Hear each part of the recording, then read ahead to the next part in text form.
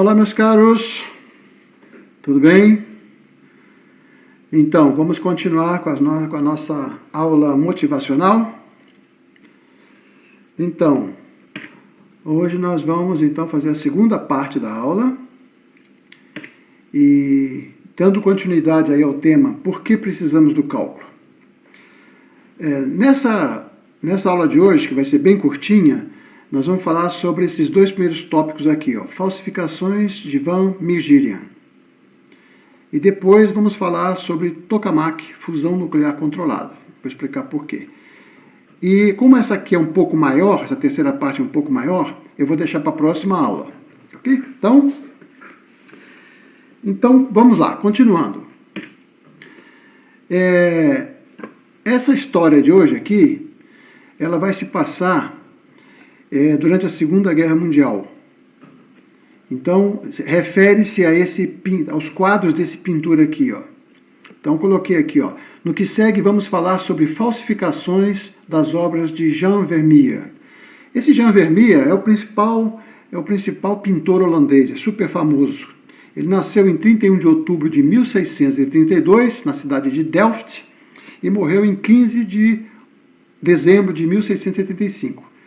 É o pintor holandês mais famoso e importante do século XVII.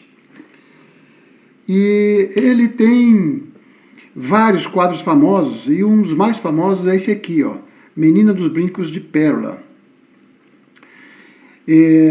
Tem até um filme, que não sei se está no YouTube, mas é um filme relativamente recente, que conta a história do Jan Vermeer, e a protagonista é a moça que foi pintada aqui nesse quadro. É uma história muito bonita.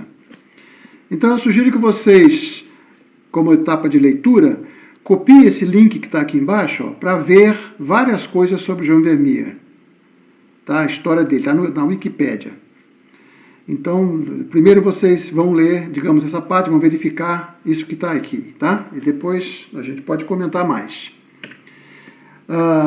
Mas onde é que entra o cálculo nessa história?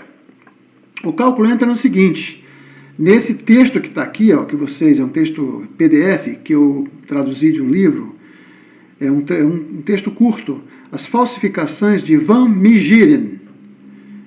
E vocês vão ler essa história aqui, lá está explicando onde é que a matemática entra. Eu posso resumir muito rapidamente, mas vale a pena vocês lerem o texto. Durante a guerra, logo depois da Segunda Guerra Mundial, esse sujeito aqui foi preso como sendo colaborador dos alemães, dos nazistas, por ter comercializado quadros de Van Meegerian. Ele foi preso por causa disso, como colaborador.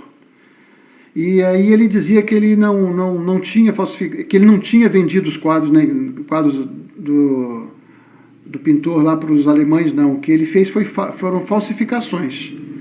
E aí tem toda uma história contando para descobrirem se era ou não era se eram ou não eram falsificações. E aí é que entra a matemática, eu vou deixar para vocês lerem. É bem interessante. Ok? Então aqui vocês depois, se vocês tiverem curiosidade, eu adoro pintura, então se vocês tiverem curiosidade, vocês podem entrar nesse link aqui, e ver vários quadros que estão lá, e alguns deles que estavam nessa polêmica toda aí de se eram ou não falsificações desse Van Meegerian. Tem aqui um deles, o famoso Christian Atamus, 1937. Está no Museum Boijmans. Então, vale a pena a cultura geral e por trás dessa história toda interessante vocês observarem isso aí.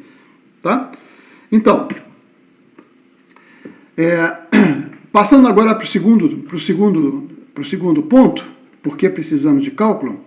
Isso aqui eu não tinha falado nas aulas anteriores, não. Eu introduzi dessa aqui agora porque fiquei sabendo que tem alunos do curso de Engenharia Nuclear que estavam interessados em fazer o cálculo da turma especial. Então, em homenagem a esses alunos, eu peguei um texto que vou falar então um pouquinho. Na realidade, tem um texto que eu tirei do meu livro, um livro de Introdução à Física e Matemática, que eu estou disponibilizando em anexo para vocês lerem. E é um problema super interessante, porque a gente sabe, né, que o fenômeno da fissão nuclear, que deu origem à primeira bomba atômica, e que é a tecnologia que é usada hoje para a geração de energia elétrica, é a fissão nuclear. Mas o ideal seria fazer a fusão nuclear, porque é uma energia muito mais limpa, tem muito mais energia, e seria o ideal para resolver todos os problemas de energia elétrica. Se fosse possível, se tivesse sido possível, controlar a fusão nuclear. E algumas das tentativas estão ligadas a essa tokamak, que é uma máquina que faz isso. Então eu peguei na internet aqui um esqueminha do que seria uma máquina desse tipo. Isso aqui é imenso, tá? É o tamanho de uma sala.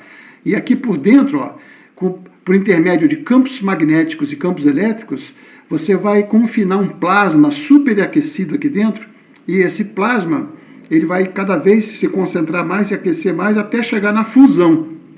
E aí tem uma série de problemas físicos que nem poderia explicar para vocês agora, mas é uma tentativa promissora que o pessoal tem conseguido fazer.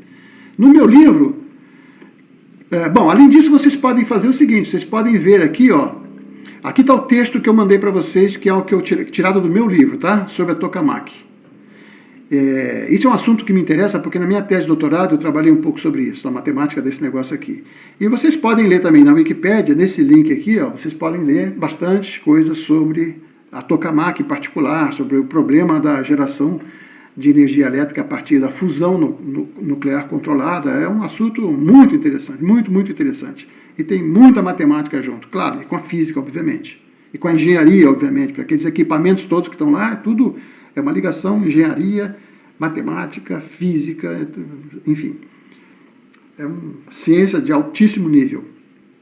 Ok? Então, vamos terminar por hoje aqui, essa curtinha, e a próxima, então, vai ser um pouco mais longa. E, então, vamos me despedindo aqui. Tchau para vocês, um grande abraço e até a próxima.